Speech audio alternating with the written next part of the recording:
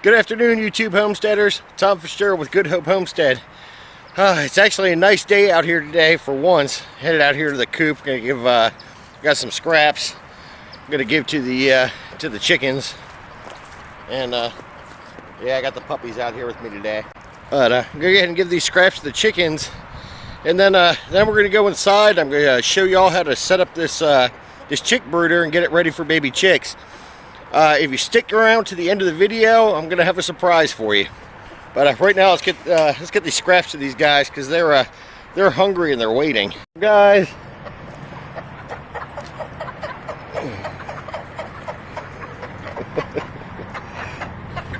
in here this afternoon. Let's see. Let's check over, and yep, there's our birdie hen. She has been in this box for 3 days. I'm not even sure she has anything underneath her or not. I'm going to actually reach in here and see. She's probably going to get me, but it'll be okay.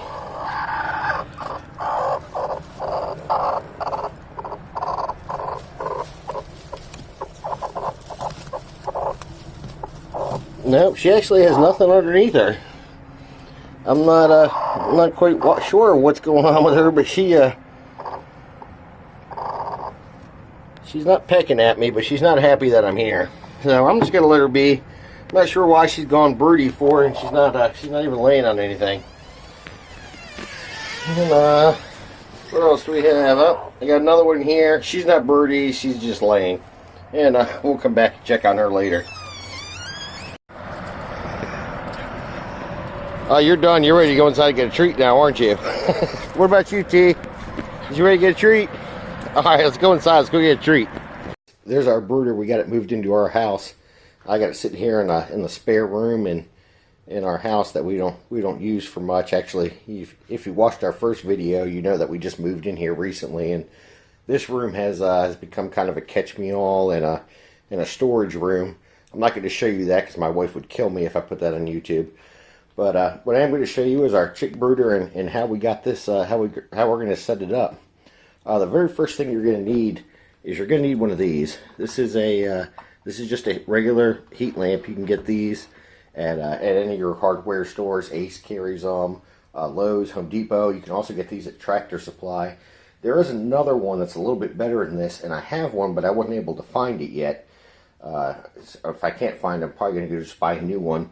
But for the meantime, I'm just going to use this. They do make one that has a wire cage that goes around this frame just in case that if this does fall, it won't fall and catch anything on fire.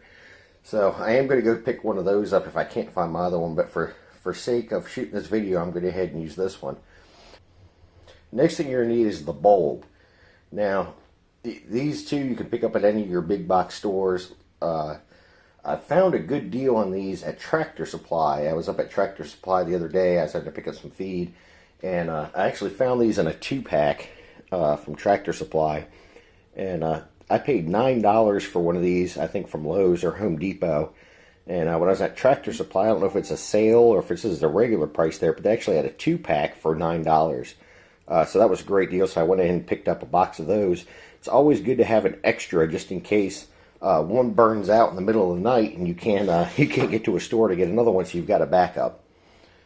But yeah, that's our heat lamp, and you always want to make sure you have that set up on a chain, just in case you don't want this thing to fall. Like I said, you know, it could be a fire hazard if it fell into your bedding materials and your shavings.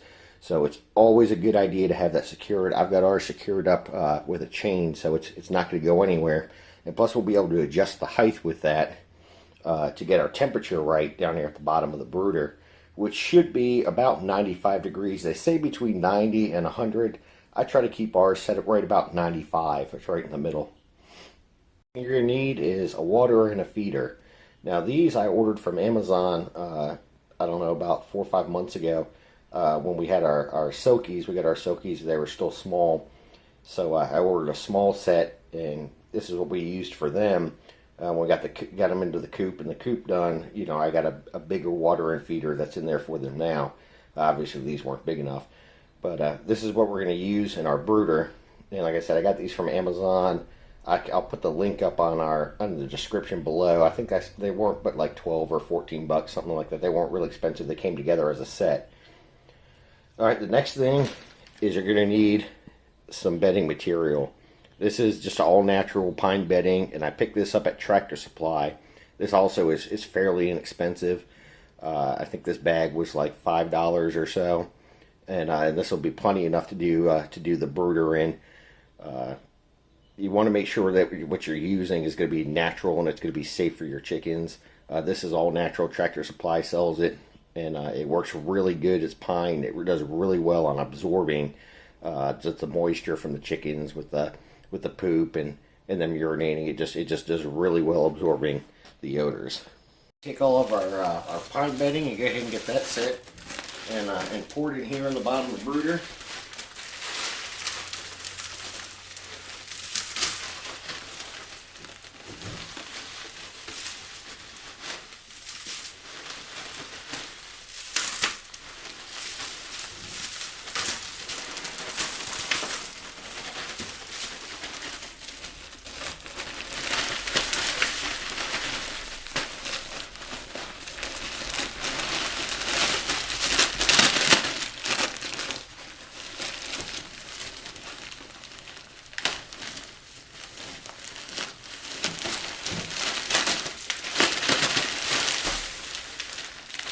Now you don't have to go real thick. You just want just a light coating over the bottom, just to give them something to walk on. And plus, it's mainly there too to help absorb any of the moisture that's from your baby chicks, the urine and the feces, and it'll cut back on the odor.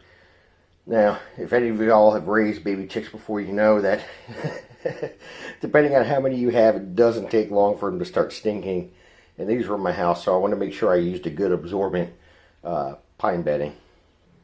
Alright guys, now that we got the brooder filled with the pine shavings, the next thing we do is go ahead and get the water set up and get everything ready for our baby chicks. What thing that I use is apple cider vinegar. That's fairly inexpensive. You can pick it up. Almost every store carries it. But it's got a lot of minerals that are very, very good for the digestive tract of your baby chicks. It works really well on removing any parasitic worms that they may have or might get. It also helps with a condition called pasty butt, which is where feces will build up at the rectum of the chicken, and what it'll do is it'll stop it up and stop them up to where they won't be able to efficiently use the bathroom. And if left untreated, that could actually kill your baby chicks. So it's definitely a good thing. What you want to do is add 1 tablespoon per gallon of water. Now our water doesn't hold a gallon, so what I did is I just took an empty water jug that we had and I just filled it up with water out of our tap, which we have well water here, and added 1 tablespoon of apple cider vinegar to it, and I'll just use that to fill our water up. Alright guys, now that we got the water done and we got that set in our brooder, the next thing we're going to do is go ahead and fill up our feeder and get our feeder ready. What I'm just using the Purina Start and Grow, which is a chick starter, and this is non-medicated. Now there's a lot of controversy back and forth between using medicated and using non-medicated. For me, I don't know the facts 100%. It depends on who you talk to. Just as a safe precaution for us, I don't want to use anything medicated in our chicks, especially if we're raising these for meat for my family to eat. So we're opting for the non-medicated. All right, guys. Well, that's it. We got this brooder set up, and everything's ready to go for our new baby chicks.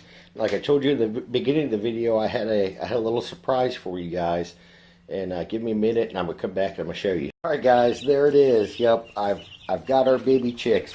Now the story behind this, I wasn't planning on getting these until later on, and I went into Tractor Supply the other day to pick up a couple bags of feed, and I saw that they had these guys. They had these guys in the store. These are the Cornish cross. So these are what we're gonna be raising for our meat birds.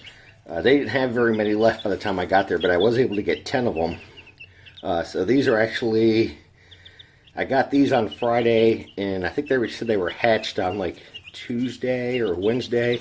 So they're already a few days old. But we're going to go ahead and get these guys and get them in their new home.